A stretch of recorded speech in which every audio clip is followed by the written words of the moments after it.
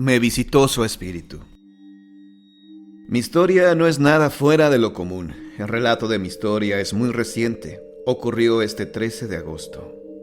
Ese día llegué al trabajo a la 1 de la tarde, como de costumbre. Ese día, no sé por qué, me sentía feliz. Era una felicidad de esas que vienen de la nada, donde hasta el perro callejero y maltratado de la esquina de tu casa te parece el animal más bello. Abrí mi correo electrónico. Enseguida noté que tenía un correo nuevo. Era de mi hermanito y tenía la leyenda de urgente. Así que me dispuse a abrirlo. Al hacerlo, el mensaje decía: Eli, comunícate a casa de la tía. Es urgente. El teléfono es... No le tomé mucha importancia porque mi hermanito se acababa de ir a vivir a Guadalajara con mi mamá. Así que lo primero que se me vino a la mente fue que seguramente se le habría olvidado algún papel para su inscripción en la escuela. Decidí, por tanto, llamarle en la noche, en cuanto saliera de mi trabajo. Llegada la noche, pasé a comprar una tarjeta telefónica y me dispuse a llamar a casa de mi tía, donde viven mi mamá y mi hermanito, pero nadie contestó, lo cual empezó a ponerme nerviosa y ligeramente preocupada. Acto seguido, llamé a casa de mi abuela sin tener resultado alguno, acrecentando esto mi preocupación. Como último recurso, llamé a otra tía mía, que aunque casi no se ve con la anterior, por teléfono se mantienen siempre bien informadas respecto a lo que acontece en la familia. Sonó como 3 veces máximo y me contestó mi prima. Al decirle lo del mensaje de mi hermanito y lo de las llamadas que jamás me devolvieron, ella me dijo: «Ah, sí, es que la prima Raquel murió el jueves». Y ya era lunes. Mi primera reacción fue no creerle y decirle que no inventara, que no me dijera eso ni de broma. Y tras su insistencia con lo mismo, no me quedó más remedio que creerle y sentir cómo un dolor muy profundo y agudo no me dejaba respirar.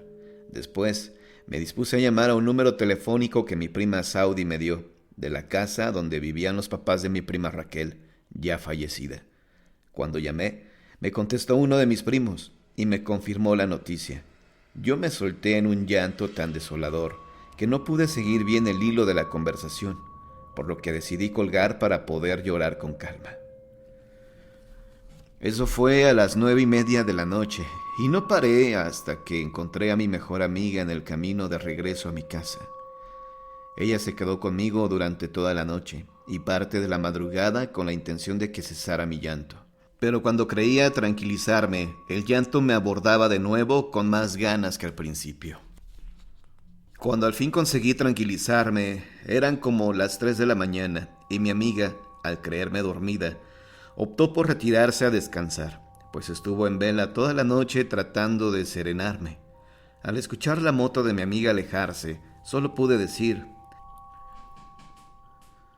«Ay, Raquel, ¿qué voy a hacer sin ti? Ven por mí». Yo había vivido con mi prima, ahora fallecida, 8 meses, y nos hicimos con un cariño bastante grande, una hacia la otra. Fue justo entonces cuando, al terminar de pronunciar mi frase, sentí claramente cómo ella me abrazaba y me decía, con su acostumbrada voz de serenidad: «Eli, no me digas eso». Y al preguntarle yo el por qué, me contestó: «¿No ves que haces más largo mi camino?». Luego siguió una conversación más o menos así. «Y es que no te tocaba», le dije. Y ella me contestó: «Sí, ya me tocaba. Y estoy bien. Dile a mi mamá que estoy bien y que ya no me llore». Yo la sentía su cuerpo desnudo en mi espalda, y cuando quise voltear a verla me dijo: «¡No me veas!». «¿Por qué no?», le pregunté, pero ella, por toda respuesta, presionó mi cara contra la almohada para evitar cualquier intento mío por verla. Se mantuvo así como 1 hora, más o menos, dándome una gran calma, hasta que logré dormirme. En la noche le conté a la madre de mi prima Raquel lo que había sucedido, y ella me dijo que me creía porque justo ese día, en la misa, un amigo de mi prima le contó que también la había visto, y que su mensaje para con ella era exactamente el mismo. Con eso me quedé más tranquila. En mi primera oportunidad pregunté si este suceso podía haberse dado en la realidad, y todos me dijeron que sí, porque su muerte era todavía reciente y aún podía materializarse. Me dijeron que la había sentido desnuda, porque así se encontraba en el momento de la autopsia.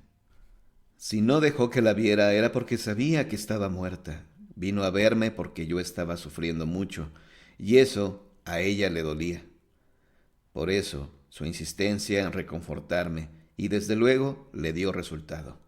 Todavía lloro al acordarme de ella, pero ya es mucho menor mi llanto, pues ahora la veo como un lindo recuerdo, y ya sé que hay vida después de la muerte. Un animal del demonio. Tenía apenas 6 o 7 años. El hecho sucedió a finales de los 80 y lo recuerdo como si lo hubiese vivido hoy mismo. Nunca antes había contado esta historia por temor a las burlas, pero hoy me atrevo a decirlo. Esto ocurrió en una fría mañana de noviembre.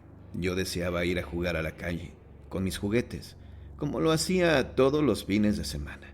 Salir con mis amigos a jugar. Por algún motivo que no recuerdo, mi madre no me dejó salir, y mi única opción era subir a la azotea de la casa. Recogí mis juguetes y obedecí las indicaciones de mi madre.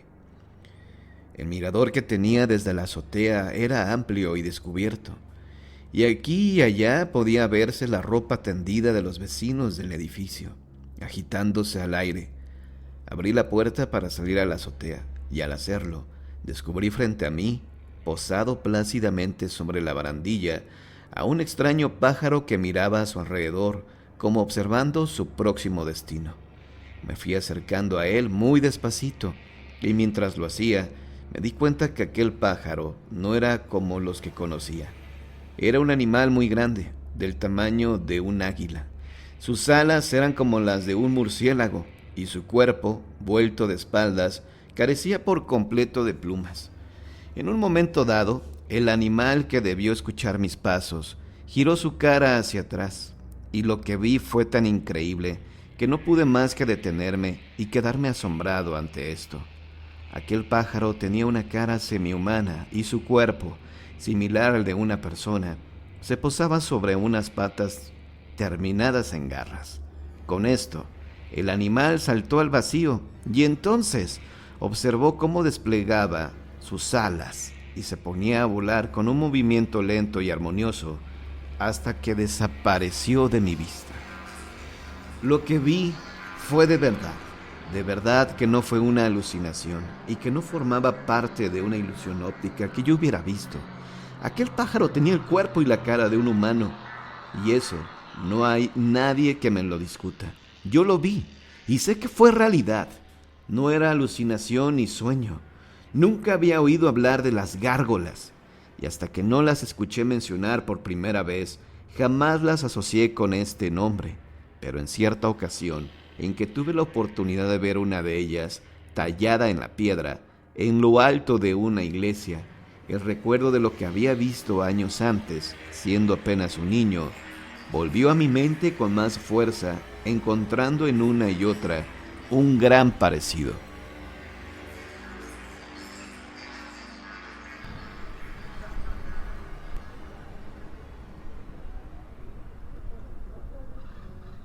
Los relatos del día de hoy han terminado, pero si quieres escuchar más historias, quédate en la permanencia voluntaria de John Misterio.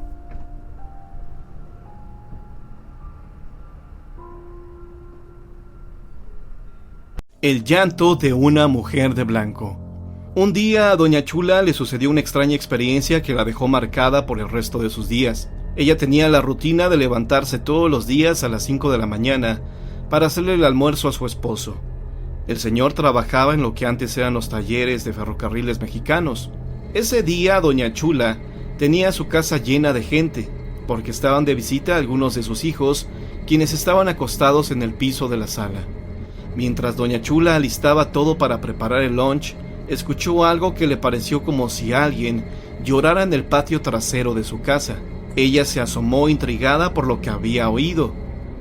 Al asomarse, miró de espaldas a una mujer vestida de blanco, pero no le prestó mucha atención, porque pensó que la mujer que estaba viendo era su hija, que probablemente había salido al baño que se encontraba afuera. Así que después de asomarse se volvió a la cocina, concentrándose en preparar los alimentos para el lunch de su esposo. En ese momento, a sus espaldas, se escuchó de nuevo un escalofriante llanto, pero ahora fue adentro de la casa. Cuando ella se giró hacia donde escuchó el llanto, sintió un gran miedo que le inundó todo el cuerpo, pues ante ella, a tan solo unos metros de distancia, se encontraba aquella mujer de blanco, pero no simplemente dentro de su casa, sino que estaba flotando sobre sus hijos que en esos momentos aún se encontraban dormidos en el piso. Su horror aumentó al ver cómo lentamente este ser empezó a avanzar hacia ella. Nuestra vecina emitió un grito de espanto que despertó a sus hijos. Ellos después comentaron que no les tocó ver ni oír nada de lo que su mamá les contó. Lo único que escucharon fue el grito de su madre, que después de gritar cayó al suelo desmayada. La pobre señora sufrió un infarto por el impacto de aquella tenebrosa aparición que se había manifestado dentro de su casa. Nunca supieron a ciencia cierta qué había asustado tanto a doña Chula. Sin embargo, los vecinos comenzaron a contar que por la calle Melchor Ocampo seguido se escuchaban llantos muy parecidos a los que doña Chula decía haber oído, por lo que la gente llegó a la conclusión de que el espíritu que doña Chula había visto se trataba del alma en pena de la Llorona. Nuestra vecina duró 2 meses hospitalizada después de esta experiencia. Cuando salió del hospital a los 6 meses, murió su esposo, y al año la pobre tuvo la desgracia de volver a ver a la Llorona.